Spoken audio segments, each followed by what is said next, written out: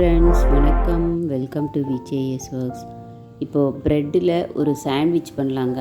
இது சீக்கிரமாக காலையில் பிரேக்ஃபாஸ்ட்டுக்கும் ஈஸியாக இருக்கும். லஞ்ச் பாக்ஸுக்கு கொடுத்தாவும் நல்லா டேஸ்ட்டாக இருக்கும். பசங்களுக்கும் கொடுத்து அனுப்பலாங்க. இது ரொம்ப ஈஸியாக ஒரு 10 மினிட்ஸில் செஞ்சிடலாம். எப்படின்னு பார்க்கலாங்க. அதுக்கு நான் கேரட்டு ஒரு 2 கேரட் துருவி வச்சுருக்கேன். முட்டைக்கோஸு கொஞ்சமாக கட் பண்ணி வச்சுருக்கேன். குடமிளகாய் கட் பண்ணி வச்சுருக்கேங்க. ஒரு பேனில் ஆயில் 1 டேபிள் ஸ்பூன் விட்டுருக்கேன்.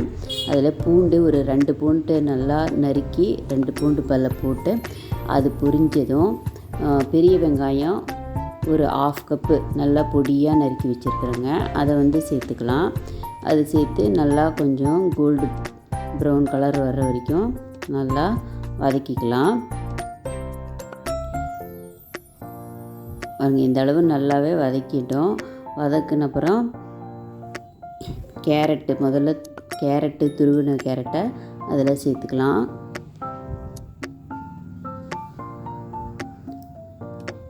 அது அந்த ஈரம் போகிற வரைக்கும் நல்லா வதக்கிக்கலாங்க. அடுப்பு மீடியம் ஃப்ளேம்லேயே தான் வச்சுருக்கேன். அடுப்பை ஏற்றவே இல்லை. அடுத்தது முட்டைக்கோஸை சேர்த்துக்கலாம். இதெல்லாம் தண்ணியே சேர்க்க வேண்டியது இல்லைங்க. அதில் இருக்கிற தண்ணி வற்றுற வரைக்கும் வதக்குனாவே போதும். கடைசியாக குடமிளகா கொஞ்சமாக சேர்த்துக்கிட்டேங்க. இது நல்ல சத்தான பிரேக்ஃபாஸ்ட்டாக இருக்கும்.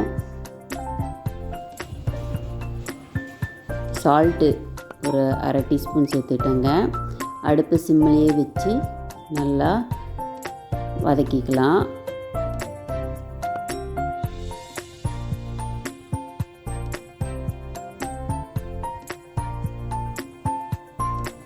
அந்த தண்ணியெல்லாம் சுண்டி காயெல்லாம் நல்லா வதங்கிடுச்சு.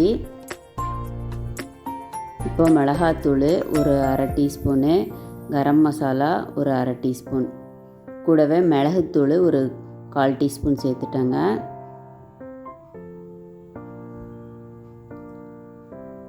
அதையும் சேர்த்து நல்லா வதக்கிக்கலாம். காயெல்லாம் நல்லா வெந்துருச்சு. இப்போ சோயா சாஸு ஒரு டேபிள் ஸ்பூன் சேர்த்துட்டேங்க. இது நல்லா டேஸ்ட் கொடுக்கும். கூடவே சில்லி சாஸ், இது சில்லி சாஸுங்க, அது ஒரு டேபிள் ஸ்பூன் சேர்த்துட்டேன். டொமேட்டோ கெச்சப்பு இருந்தால் அதுவும் ஒரு டேபிள் ஸ்பூன் சேர்த்துக்கலாம்.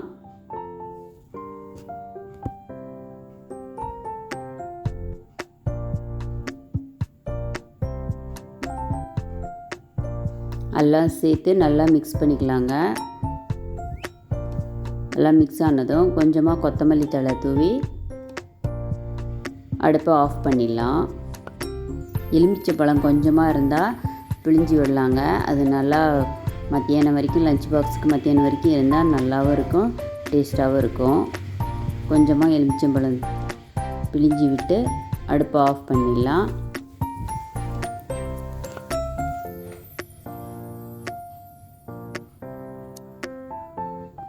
இப்போ ப்ரெட்டு ஸ்லைஸ் எடுத்துருக்கேங்க.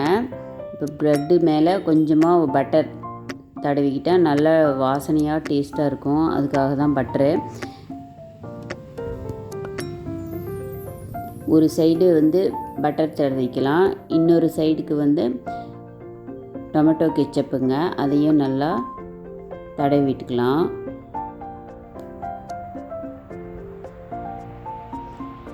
சீஸ் இருந்தால் அது கூட வைக்கலாங்க, அதுவும் நல்லா தான் இருக்கும். நான் இதில் சீஸ் வைக்கல. இப்போது அந்த கலவையை வெஜிடபிள்ஸ் கலவையை அது மேலே வச்சுக்கலாம். பட்டர் சைடில் இன்னொரு ஸ்லைஸை மேலே விட்டு அழுத்தி தோசை தவாவில் கொஞ்சமாக வெண்ணெயை தடவி அதை போட்டு 2 பக்கமும் வேக வச்சு திருப்பி போடணுங்க. இது அடுப்பு மீடியம் ஃப்ளேமில் தான் இருக்கணும். ரொம்ப இருந்தால் கருகி போயிடும்.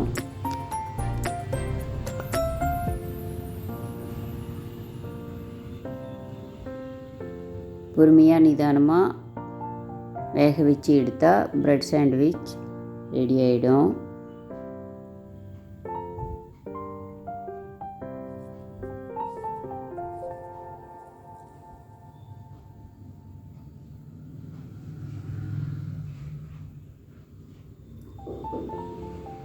அவ்வளோதாங்க.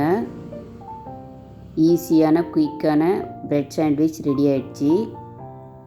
ஒரு தடவை ட்ரை பண்ணுங்கள். ட்ரை பண்ணிவிட்டு விஜய் சேனலுக்கு லைக் பண்ணுங்கள், சப்ஸ்கிரைப் பண்ணுங்கள். தேங்க்ஸ் ஃபார் வாட்சிங்.